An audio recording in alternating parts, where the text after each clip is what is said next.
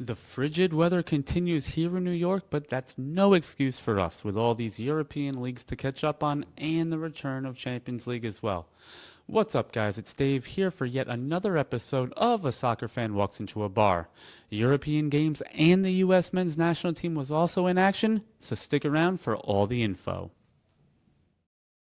Well, Diego, single digit temperatures seem to be behind us. We're into the teens now, into the 20s even. Let's keep hoping, man. I gotta unpack my flip flops at this point. Absolutely no, man. It's still boots and heavy parka freaking weather. My God. How's the week treating you?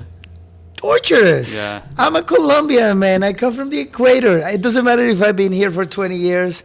I still can't get used to this cold, man. I've been in New York for, count 'em, 39 years, and I still can't deal with it. Yeah, it's a beast right now. But you know what? Football is keeping us warm. You know what I mean? Things are happening. Very exciting matches in the past couple of weeks. So, ready to talk about it, man. So we got we do have a double match week to talk about. We had midweek matches. We did, just to refresh our audience's memory, we did talk about Bournemouth's midweek match last week's show because they played Chelsea to a 2-2 draw. So the remainder of that match week, which was match week 21, we had a big North London derby midweek. Arsenal 2, Tottenham 1. So Sonny kicked off the scoring in the 25th minute. Yeah. A Dom Solanke own goal, followed quickly by a Trossard goal for Arsenal. Yeah, so all the scoring in the first half. Generally speaking, it's funny. A lot of these rivalry games usually think of as very defensive-minded. Arsenal-Tottenham, oddly enough, is not like that usually. No. They average almost 3 goals a match in the last 20, 30 years. And there were only 6 total shots on target between the two teams in the game midweek. It was a very choppy game. I was going to say it was a actually. little cagey. Yeah. And it was certainly something of interest for the people, myself included. On this show we don't like to call for people's jobs. Yes.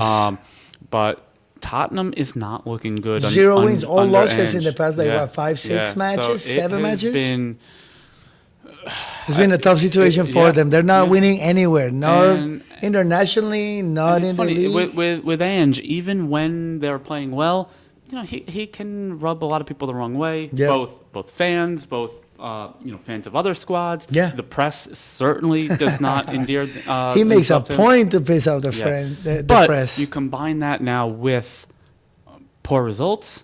Poor results. And it really, really is. I mean, even Solanke is kind of reconsidering the situation that he got himself into. He's scoring and everything, but that's not taking him anywhere. This game he scored for the wrong team. So, so let's just briefly, while we're talking about it, Dom Solanke's old squad, Bournemouth, currently sit 13 points ahead of Tottenham.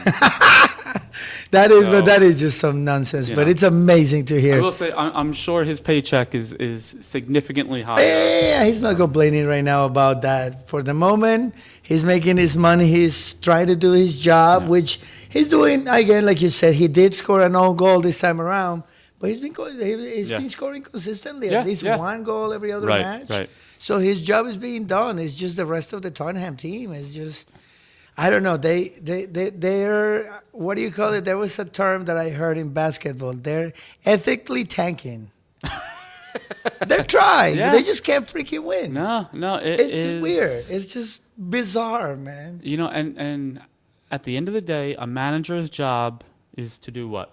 To raise your team, to win games, to get points, to get the results. Exactly. So for Ange to stick to his guns. Which, again, when you're playing well, is very admirable. Yeah. But if it's not working, you need to reconsider. You gotta mix it up. You gotta find another way to make something happen. Yeah, something's gotta give. That is just a matter of the situation. And it's not there right now. So it's just they're so low. They're like 13, 14 in the table. Yeah. It's just there is not a light in sight for that tunnel that Tottenham is in. All right, skipping around. Ipswich hosted our newest supporters club, Seagulls on Hudson and Brighton and Hove Albion. Ipswich were shut out at home 2-0. Goals from Matoma and Reuter, Yep. both in the second half. And for my money, and I was talking with Mike, over the last couple days with, just how well they're playing. Yeah. And what they're capable of, and he is terrified that Matoma is just gonna go for greener pastures and take the money. His first touch is incredible. He's constantly dangerous in attack. Yeah. And Brighton is a better team for With having him. 100%. There is no doubt about it. He's developing into a great football player. Yep. You know what I mean? And he is, like you said, contributing incredibly for the team. But as everything else, it's a business. Yes, and especially with Brighton. He's got to go for his money. Brighton's got to make some money too. They need it. So the team has just got to try to learn what they can and try to get the results until he leaves. And they do have an incredible recruiting and scouting department. Yes, so, they do a good job about it.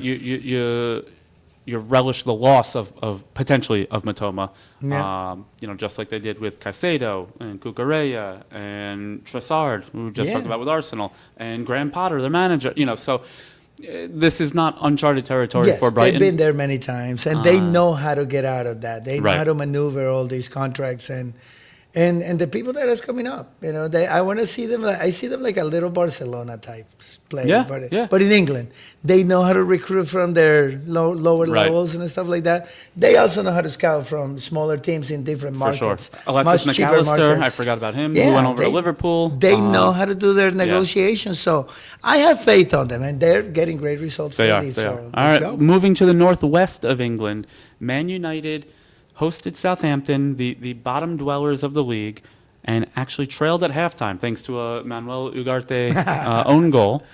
But he had the most fierce comeback in the last 10, 15 minutes of the game. It was incredible. So an Amad Diallo hat trick, 82nd, 90th, and 94th minute to put Southampton to bed, to keep them at the bottom of the table, and a 3-1 victory for United. Yep. So that will do it for match week 21. And then literally 48 hours later, we're right back 22. Into match week 22. And we'll breeze through, a couple of these. So Brentford hosted Liverpool, 2-0 to Liverpool. Brentford actually looked good for most of the game. They play well. No, they put up a fight. They put up a really good fight. Yep, and Darwin scored in the 91st and 93rd minutes for that 2-0 victory. We also had Arsenal Villa, which was a surprisingly incredible game. This is the kind of game that we wanted to see from Tottenham Arsenal. Gab Martinelli and Kai Havertz both scored early. Tielemans and Ollie Watkins in the 68th minute to draw things level. Kai Havertz had a goal, I believe, in the 88th minute, taken back on a handball, which it was a clear handball, but it certainly added a little fuel to the fire. To the controversy. But there is nothing to talk about that. That was clear. There are some other plays during these past 2 weekends that have been a little iffy, but not that one. That one was just clear cut. They run away with the tie. I mean, it's weird to say, but they got the tie, and that's super important for them. That helped them a lot. So let's see what Arsenal is going to do. Aston Villa is fighting their fight. They're doing their thing in the middle. Villa, I think, in my opinion, Arsenal is the one that needs to get the results. They are one of the, they are a historic English club. But they're one of these clubs that are struggling with the increase of matches, with European play now. We've talked about it, almost week in, week out, where if it does happen at Bournemouth, it's a blessing and a curse. Yeah, what are you going to do with all these It's happening with Villa. It happened with Newcastle. It happened with Brighton a few years ago. It happened with Leicester after they won the championship. Yeah, it's kind of like the infrastructure is not ready for the results. If you get too good too soon, you don't have the bodies. You don't have the structure in place. And especially if you are not playing Champions League, which tends to be Tuesday or Wednesday, and the Premier League will work around that. If you're in the lower level competitions, Europa League or Conference, you got to play 2 or 3 matches back to back Thursday, Saturday, or Thursday, Sunday. It is very difficult. You're generally traveling much more often to Eastern Europe as well. Yes, exactly. It's tough. So on the heels of 2-goal victories from both United and Brighton, they did face off on the weekend in Manchester. And, our Seagulls on the Hudson were not super confident. And they came out with a 3-1 win. And it honestly, it wasn't that close. No. Brighton played them off the Dominated. pitch. They dominated The only entire goal for match. United was a Bruno Fernandes penalty. Matoma and Ruder again, second consecutive game. They both scored. Mm-hmm. So things are looking up for them. Let's see, where are we on the table? Brighton currently sit ninth Yeah, on 34 they climbed, points. like 3 or 4 spots? And United are down on 13th. Tottenham, we said, in 15th place. Everton, 16th place. So, our next team up that we saw on the weekend, Ipswich Town hosting Man the City. Hudson Valley Citizens and Man City. And it was A rowdy. what we expect from a Man City squad. Yeah, but that's been happening with lesser teams. And again, we don't like to, put teams down, but Ipswich have been Sure. playing well, but it's a lesser talent team. Ipswich are in 18th place. Exactly, and they haven't won many games, And anyways. so Man City put 6 up on them. Phil Foden with 2, Kovacic with a goal, Doku, Haaland, and James McAtee all scoring, restoring a little bit of the aura of Man City that we talked about. This is something that they're going to need to build on. This is something that they're going to need to do, as well as dip into the transfer market this January. But the thing is, yes, they're putting up all these high-scoring games in, again, the smaller teams, but then they turn around and play any kind of decent team, and they just throw the game away. What just happened yesterday, a couple days ago? Yep. So the PSG match, they were up 2-0 at Parc des Princes, and they lose 4-2, and their European, lives are I don't want to say in jeopardy. They still have one more match week to take care of business. And and that's the thing. All right, so now you have a much smaller team, much less rich team. Right. So you're supposed to win. Let's say you win. But what does that get them? Yeah. What is that going to get them? They're going to get into the elimination phases, or not even. They're going to have to play to be able to get into the top City 16. currently sit 25th in the Champions League group phase, is what I believe they're calling it. And if you look in between the 16th and the 8th, there is really nobody that they can beat. And even just above them, Stuttgart in 24th, which is the last team to qualify for the play-in, they're 2 points back of that. So you have Benfica, PSG, Sporting Lisbon, and Stuttgart all level on 10 points. So you're technically not even depending on yourself. You're depending on somebody else as well. And then City and Dinamo Zagreb right behind them in 25th and 26th, both on 8 points. So they do have their work cut out for them. Let me see who they play. Man City fixtures. And they play Club Brugge, who is, where are they? They're in 20th on 11 points. Mm-hmm. So theoretically, a win would put them in, because they would, even if all the teams on 10 points win, that should put City above Club Brugge and absolve them of any of that. So they still control their destiny. Not an ideal situation to be in by any means. Yeah, especially It is a home match at the Etihad, January 29th, which we will almost definitely have live right here in the tap room. But no, certainly. It's a bad situation. It's another phase of calling for panic. Yeah, and it wasn't even like this game with PSG was close at any point on the game. No. I'm not gonna lie, even when they were winning. Right? No. Those two goals were just happenstance, and they were leaky in the back the whole match. It could have been more earlier. PSG easy. Missed a lot of good chances. Yeah, so I don't know.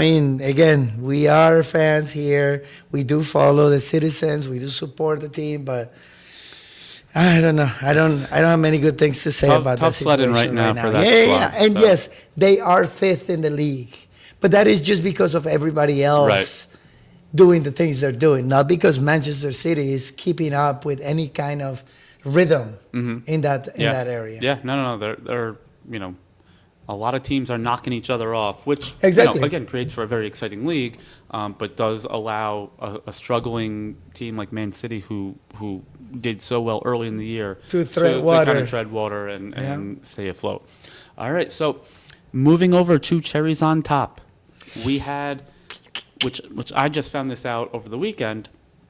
This is the longest travel of any two teams in the Premier League this year. So Newcastle in the northeast of England, AFC Bournemouth, obviously Southwest Coast. It is a 350-mile one-way.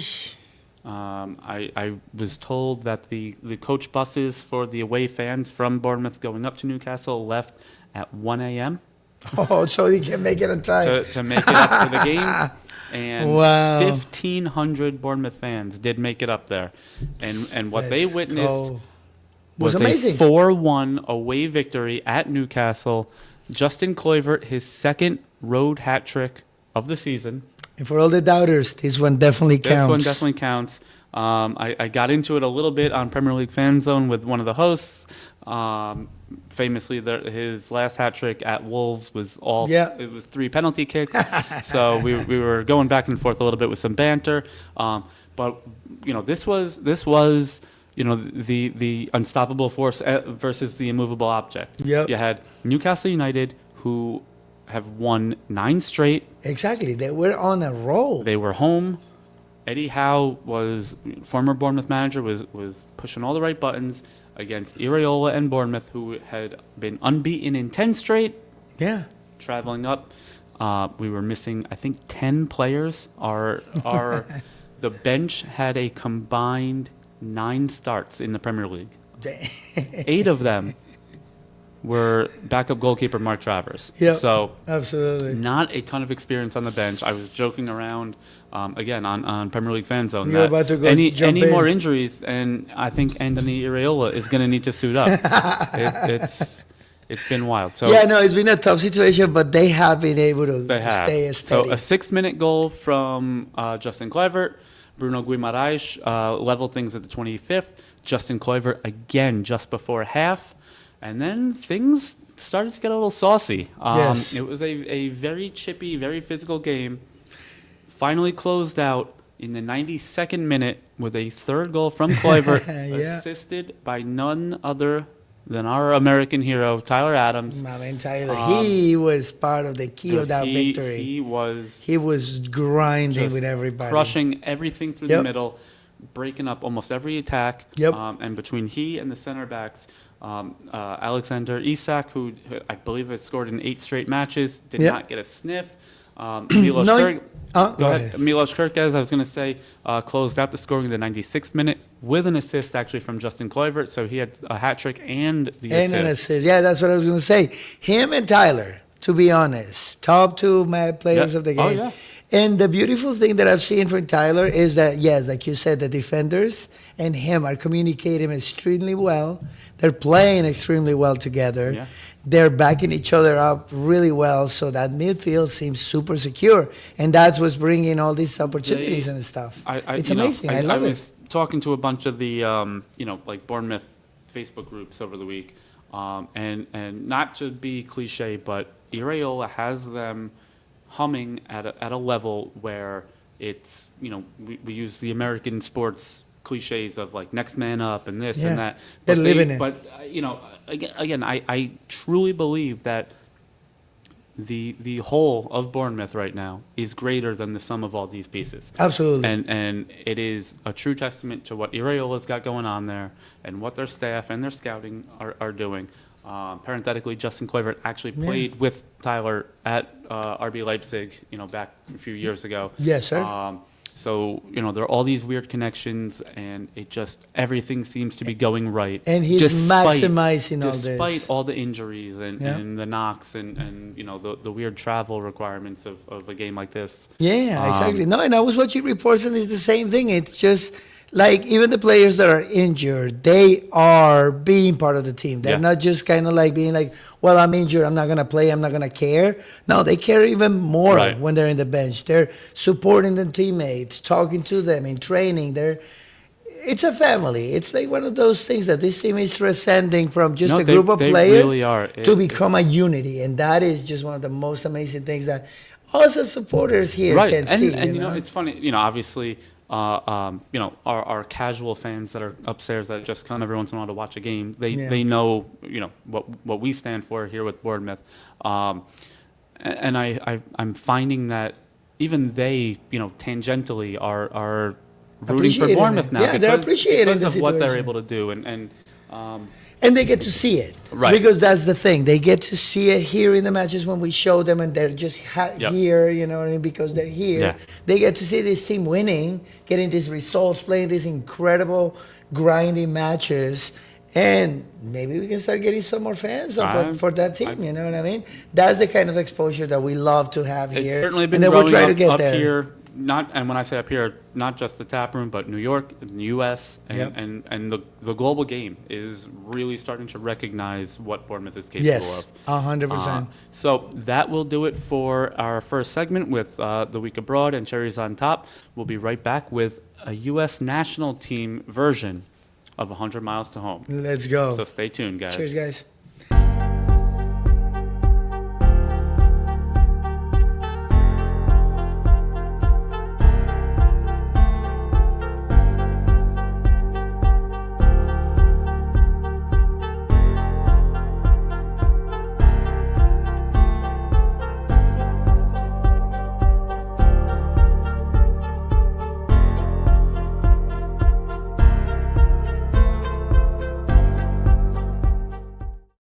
All right, welcome back to A Soccer Fan Walks Into a Bar. We got Diego here, I'm Dave, and we had what we in U.S. soccer circles call Camp Cupcake this January.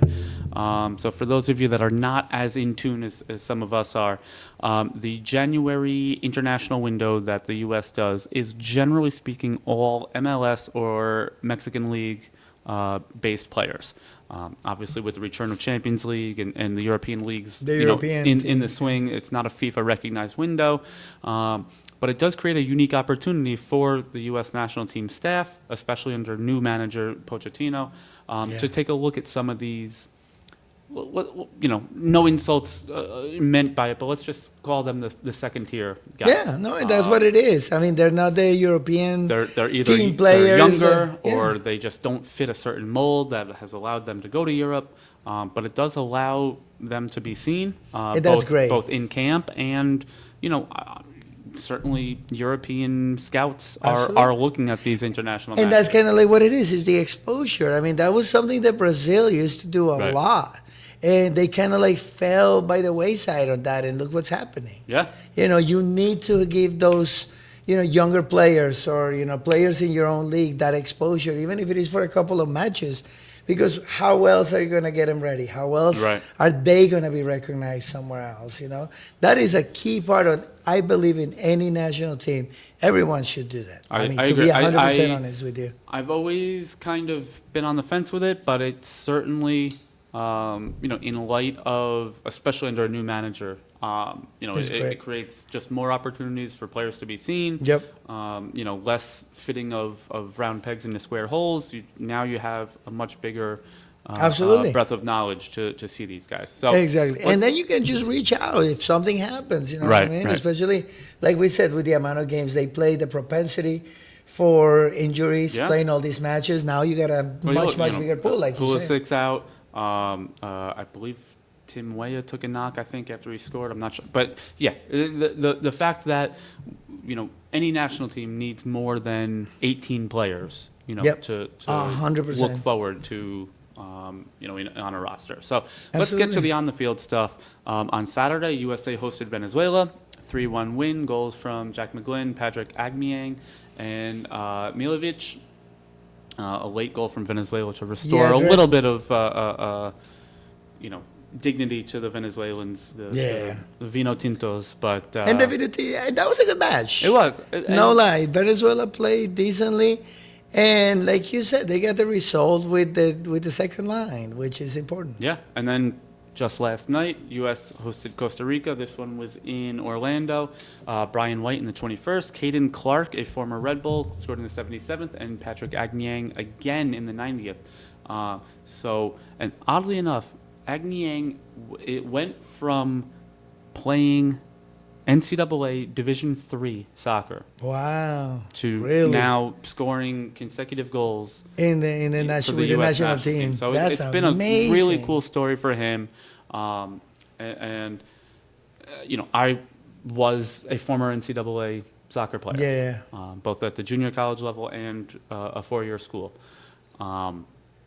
It is certainly a different type of game. Oh, absolutely. But just like we talked about with this January camp in general, the way I look at it, it's just another venue for players to showcase themselves. One, to continue playing, but two, to potentially be seen by MLS scouts, by USL scouts, by the U.S. national team, Not by even, European clubs. even the South American teams. Who Right. knows? Maybe he can take a trip to Brazil or, There you go. You know what I mean? There So- are options for that.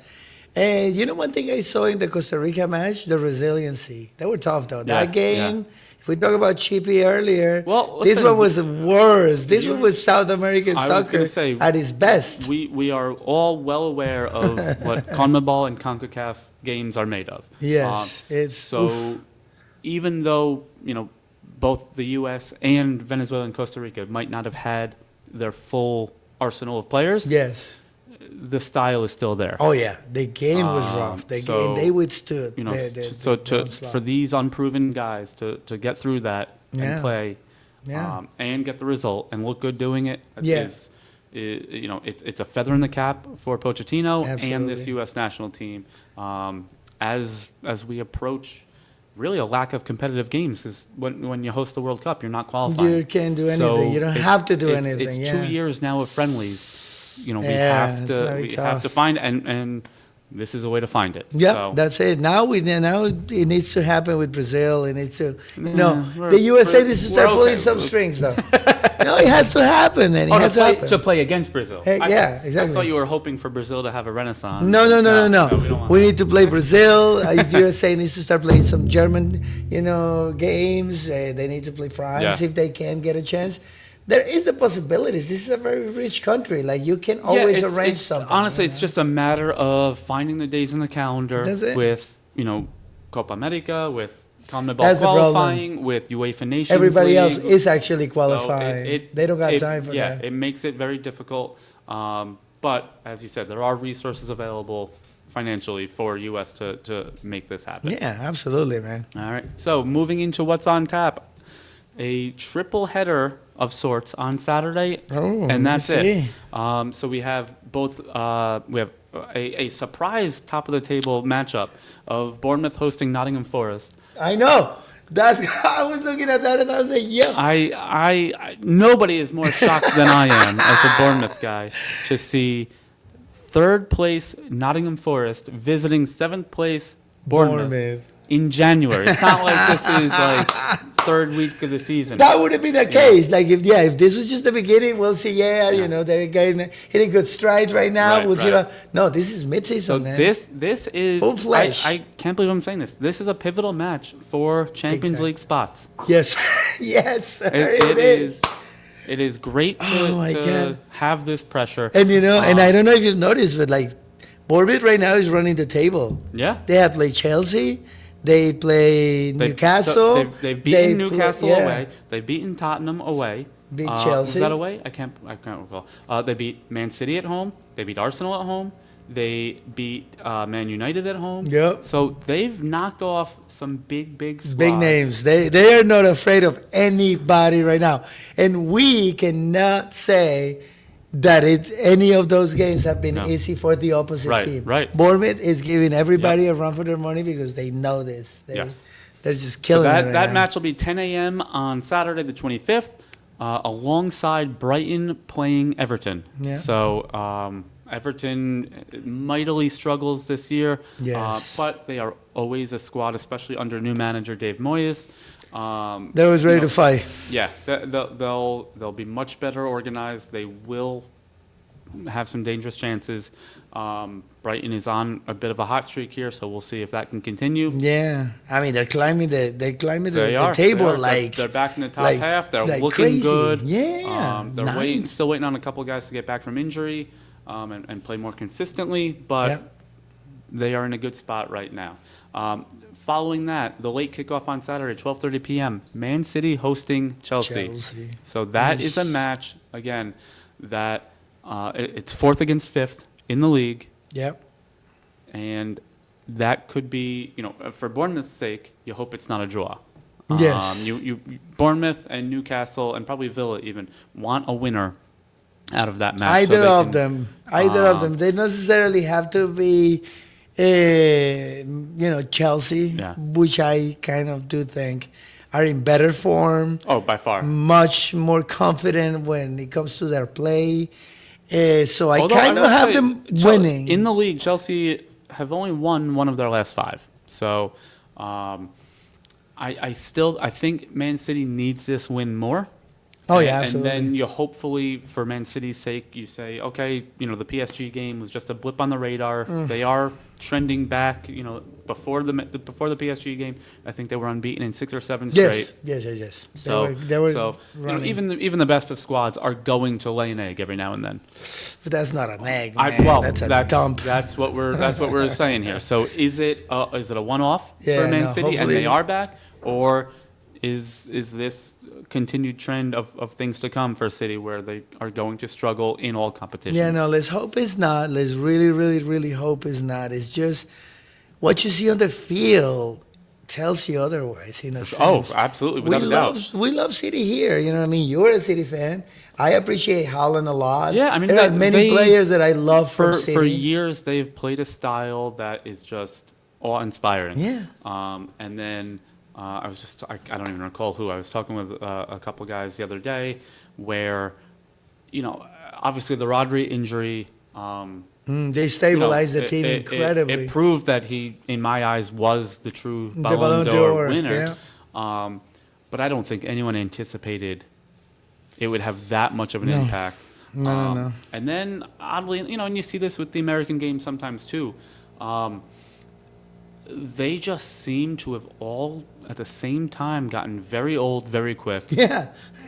Whether it's De Bruyne, whether it's Kyle Walker, who's now being loaned out to Milan. Grealish, I think he has got now 2 goals in the last last 3 I guess a dynasty. That might be a reason, though. I never actually thought about it.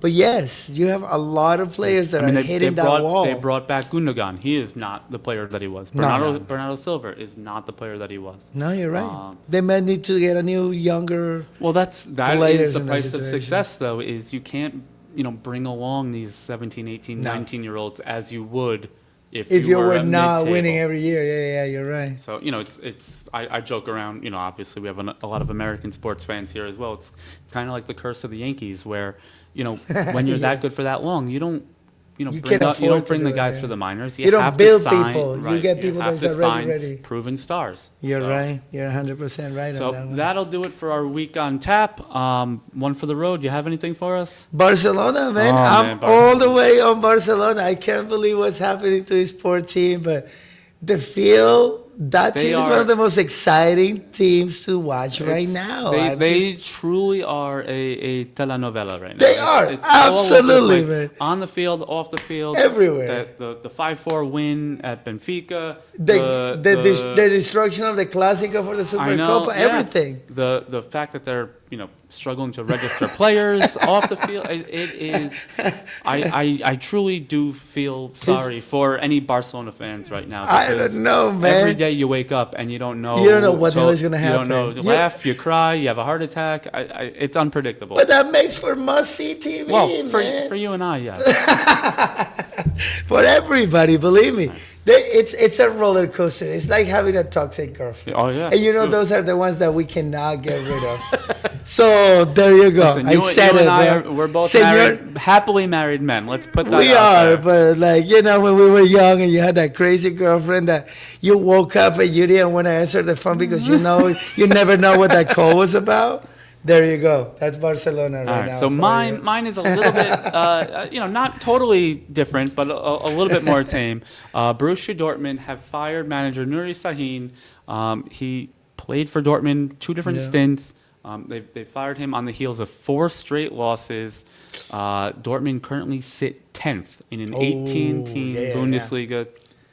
This is obviously the season's not over, but the last season that they finished this poorly was 2007 and 2008 when they finished 13th place. Damn. They were already eliminated from the German Cup, the DFB Pokal, by Wolfsburg in the second round. They currently sit 14th place in Champions League. It's not looking good anywhere. And this is, even if it was kind of punching above their weight, they were in a Champions League final 10 months ago, 9 months ago, whatever that was, last year. I mean, it was a run. It was a hell of a run, too. Like you said, punching above their weight all the time. But no, Borussia Dortmund is not a team that should be below the middle of the pack on any kind of competition. That's not the thing. Their caretaker manager is a gentleman named Mike Tolberg, who is a Danish player. He played in Scotland for a number of years as well. He has been the U19 manager at Dortmund for a number of years. Oddly enough, he came into the club right around the same time that American Gio Reyna did. Okay. So, where Reyna has kind of taken a lot of heat over the last couple of years and is having a little bit of a trouble, solidifying a spot. Yeah. This could be a good opportunity, selfishly as an American, for him to find footing again under a manager that he's familiar with, under a manager that's familiar with him, and obviously we do have some Dortmund fans here, Matt. And yes. We appreciate you. We have our scarf up here as well. We, for your sake, obviously, I hope Dortmund gets back on the upswing and does that. But as an American fan, again, we want to see the best out of our players plying their trade in Europe. So, 100%. So best of luck for the new interim and. Yeah, let's turn that Dortmund around because it's a tough situation. So they are safe in the playoffs for Champions League. Mm-hmm. So the last remaining match for them is inconsequential. Yes. But you want to get some points under your belt. You want to get the success. We just talked about it with Man City. Sometimes it's not about who you play and what the standing is. You just want to amass some points, get that confidence back. So. Absolutely. You want to realize that you still can do that. Right. That's the problem. Sure. All right, so that's going to do it for us this week as we try our best to stay warm. Oh, my God, please. Give us a follow on Stay inside Instagram, or put parkas on. Facebook, YouTube, Blue Sky. Shoot us an email. Let us know what you want to see. Discord. Yes, I forgot. We have going the on that Discord, man. Let's start building that up. So that is also CDU Newburgh. Just give it a search on there. And we look forward to more watch parties and more shows for you. Some special events that we have planned with warmer weather. Absolutely. And that'll do it. So thank you guys, and we'll see you next week. Be blessed, everybody.